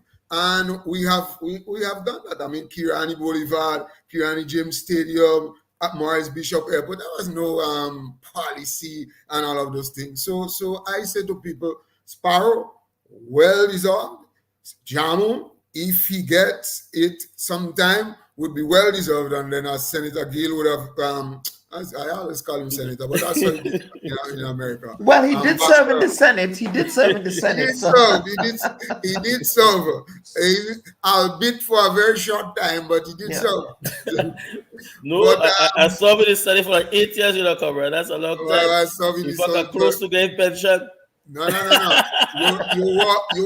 No. There's a difference between being in the Senate and serving, Don't try that.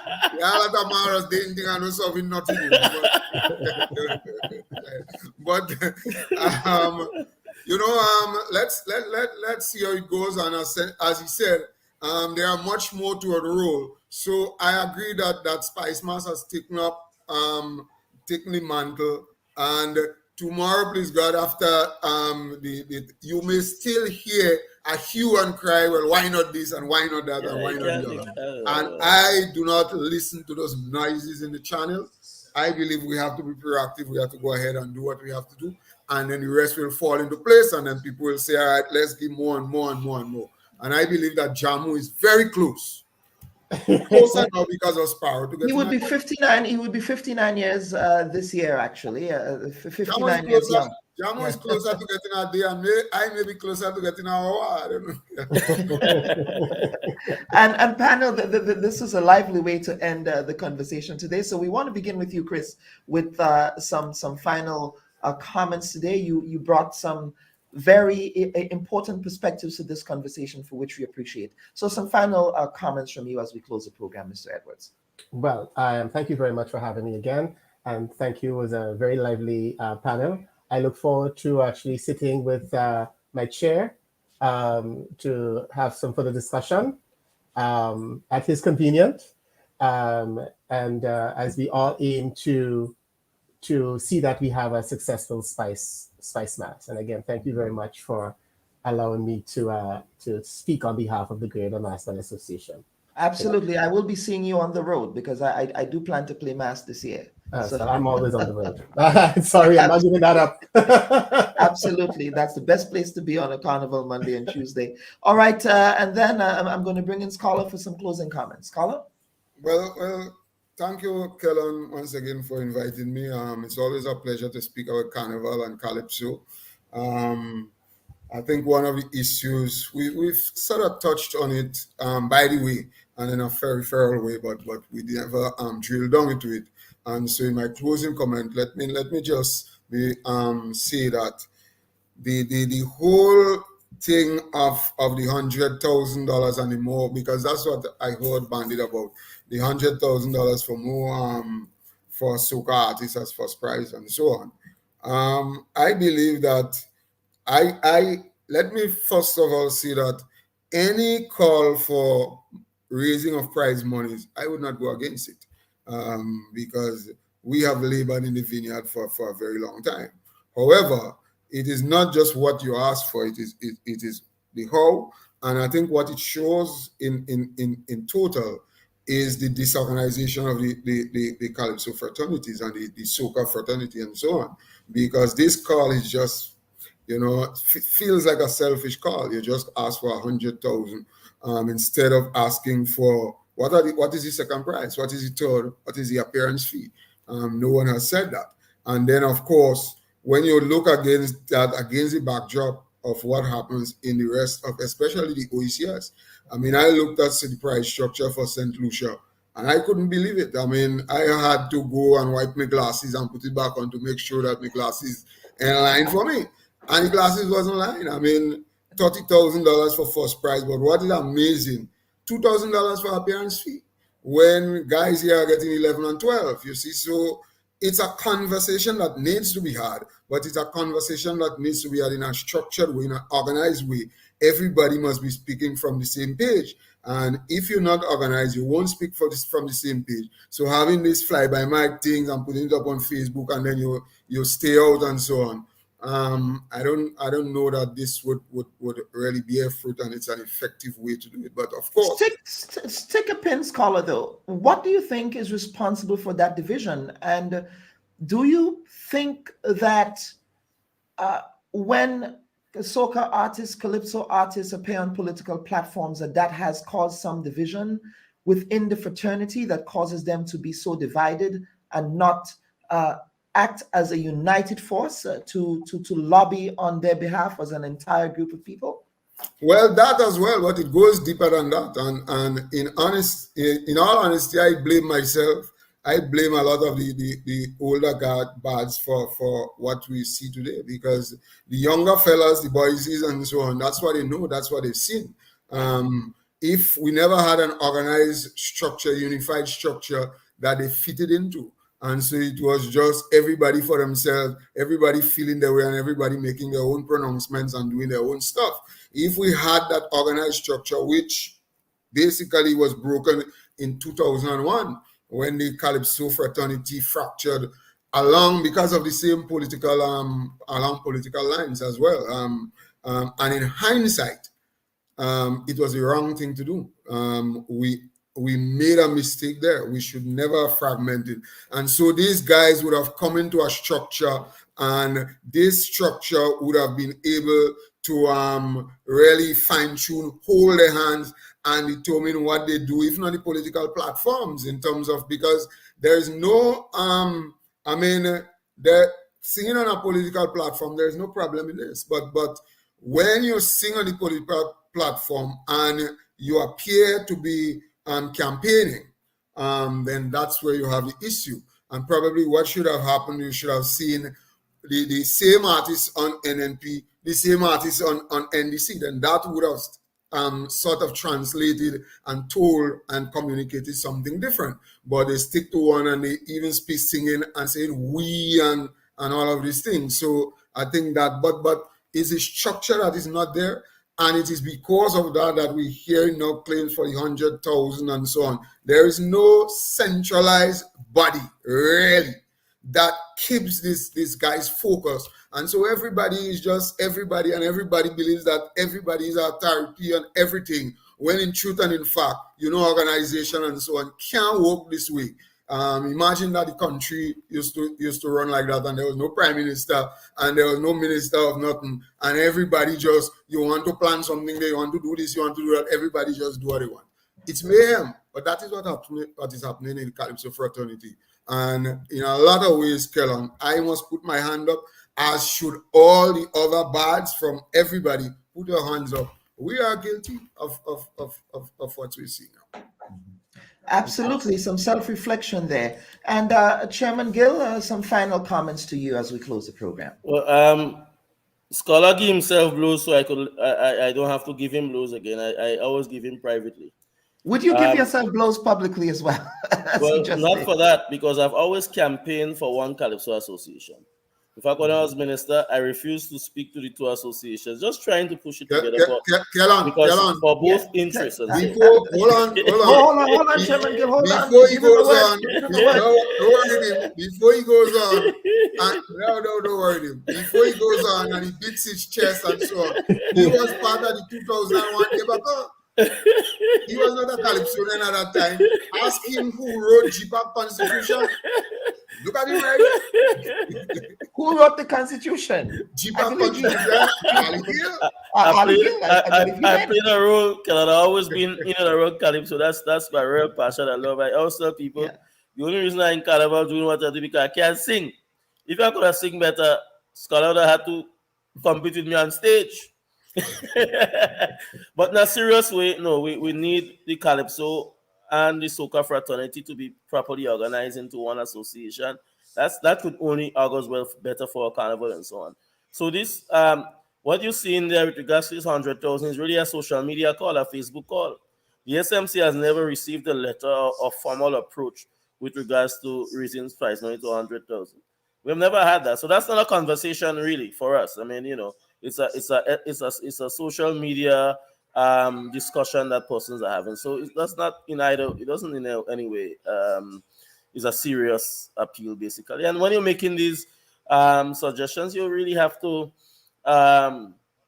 be analytical, look at the resources available, and so on. We are second to none, basically, after Trinidad and Tobago with our prize monies. Antigua 2 give 50,000 for Soca Monarch, and they reduce the numbers from 10 to 7. So only 7 finalists for both Groove and so. So Grenada is more than competitive with our prize monies range. And we will be making some announcements. We have made adjustments this year with regards to our prize monies. We have looked at it and we try to close the gaps and so on. And we are satisfied that we are more than competitive with the rest of the region. We do not have a big economy as Trinidad in terms of, in Trinidad, 100,000 people will be in Soca Monarch.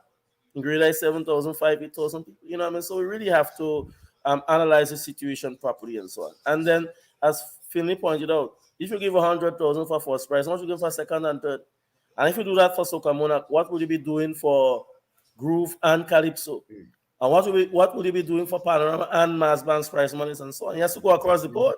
So you can't just simply raise Soca Monarch prize monies and ignore all the other stakeholders and so on. I mean, we have to be practical in what we ask for. But at the same time, we need to have a proper dialogue. And my I get a little passionate here is that most occasions we only having this conversation in July and August. That's a conversation we should have in September and October. So we have a year to discuss it and so on. Don't come and tell me you want 100,000 in June and July. I mean, come on. We have no magic wand and so on. As I keep saying, our budget for Spice Mass 2022 is the same as it was in 2019. We get $100,000 give for prize money and so. So we need to be practical, and we need to have a proper conversation and to look at the resources. The SMC resources is for the stakeholders. It's for production of Carnival, basically, so that if you understand the economy of Carnival, it's not about SMC making a profit or anything else like that. We have made some strategic changes, even with the agreement that the artists are making with regards to competing. All the Calypso and Soca and Groovy artists and so when you come for second and third, this year you'll be SMC ambassadors. And we're trying our very best to see how we can embellish the prize monies, the prizes and so on, and give different things and so forth. So we've had that discussion. We had a discussion a couple of weeks ago with some of the Soca artists and so on, but here again, Scholar spoke about it, the organization. What generally, when I'm looking for feedback with regards to on the issue of Calypso fraternity, I reach out to Scholar. Because, I mean, it's probably the only, GPAC is probably the only functioning organization still with regards to Calypso and so on. You reach out to you really want to, when I need to speak on mass ban issues, I don't have to look to see who to speak to. You speak to Chris Edwards. When you want to speak about PAN, who do you speak to? You speak to Mr. Victor Ash, the president of the PAN Association. With Calypso, who do you speak to? Outside of Scholar, and then we try to reach out to Papa Jerry or Lady Cheryl and so. You really don't have a focal point or a meeting of the minds with regards to what's happening in the Calypso fraternity. I continue to say it is our weakest stakeholder organization, and we need to strengthen it so that when we're having a discussion, we go through one channel. But you don't expect the SMC chairperson to be scoring through Facebook page to see what it is that Soca artists saying. Who does that? I can't run an organization like that. You know, it must come through a formal and proper approach, and we must have that discussion and see what is available and what's not available. And generally, I mean, you know, we do our best to ensure that the artists are, you know, in all of that, the prize money, first place prize money is for one person, Kellan, one winner. You know how many Soca and Calypsonian artists that go through a season and don't make a cent? That is what I'm more concerned about. I'm trying to see how we can put a structure in place that all of the Calypsonians in the tents and the Soca artists and so on, in the prelims and so on, at the end of the day, they can meet their recording expenses. We have to, so it's not just about prize money. We need to see how best we can create that industry so that persons who competing and so on can at least meet their expenses at the first stage. It's not just a winner take all and one man run away with $100,000 and the next 99 guys don't have a cent. How can we justify that? It is an elitist approach to prize money. It is an elitist approach. It is not an approach of fairness. It is not an approach of sharing the spoils. It is not an approach of being your neighbors and your brother's keeper. That's what it is. Thank you so much, Kellan, for having me on your program and so on. And I think that we have shared some issues. You have always been passionate. And let the conversation continue. But we have to think about our neighbor's keeper. When we go first prize, we have second prize, third prize, and we have appearance fees because persons have to cover for the expenses in competition. But I say to you all the time, I say to Phil, how can we, all the persons who do not make semifinals and finals, they don't make a cent all season? How do we justify that? But they too have sang, and they too have recorded, and they too have bought clothes to perform on the stage, but they go home with their bags empty. How can we then create an industry whereby in Trinidad and so on, at the end of the season, the Calypso tents can divide their spoils, so that the artists get a little kakada, and know that in the past, CARICOM Bads have been able to give fellas a few $100s. I hope this year again we can do it. That is why we're pushing to see if we can get the additional revenue stream through the live streaming and so on, to see if we can help a guy to pay for his costume to sing preliminary Calypso night. Who cares about that? Come on, it cannot be about ourselves, man. The culture is bigger than us and bigger than that. And for the sustainability of the whole industry, we need to ensure that the last man is able to feed himself. That's what it is. Panel, thank you so much for your lively and spirited discussion. As a reminder, we will be continuing these Carnival conversations, and Chairman Gill issued a challenge that we should not be having these conversations. Before you go, there was someone called Rachel Charles issuing some progressive and positive comments to your program. I'll invite her to reach out to you and maybe reach out to the SMC. Absolutely, very well. The comments were coming in hard and fast. But as a reminder, folks, Chairman Gill, he issued a challenge that we should not be having Carnival conversations only in the month of July. This is something that on the Bubb Report we take strong note of, and to ensure that we will continue to have those conversations throughout the year. Even, for example, when Scholar and those guys are organizing Calypso events throughout the year. Even we want to be able to see what the Mass Bands Association is doing throughout the year to ensure that the culture is kept alive. So panel, we want to thank you for this very spirited and important discussion today. We will be continuing that discussion next week, our Carnival conversations. This is indeed the countdown to Carnival, and so our programming for the next few weeks would be reflecting the countdown to Carnival. We are hoping to have other Carnival creatives and stakeholders on the platform so that we can discuss Grenada Carnival 2022 as it is currently unfolding. I am your humble servant, Dr. Kellen Bubb, on behalf of the producers who make the Bubb Report happen every week. We thank you so much for tuning in today, and have a great week. Have yourselves a productive and wonderful time. Bye-bye.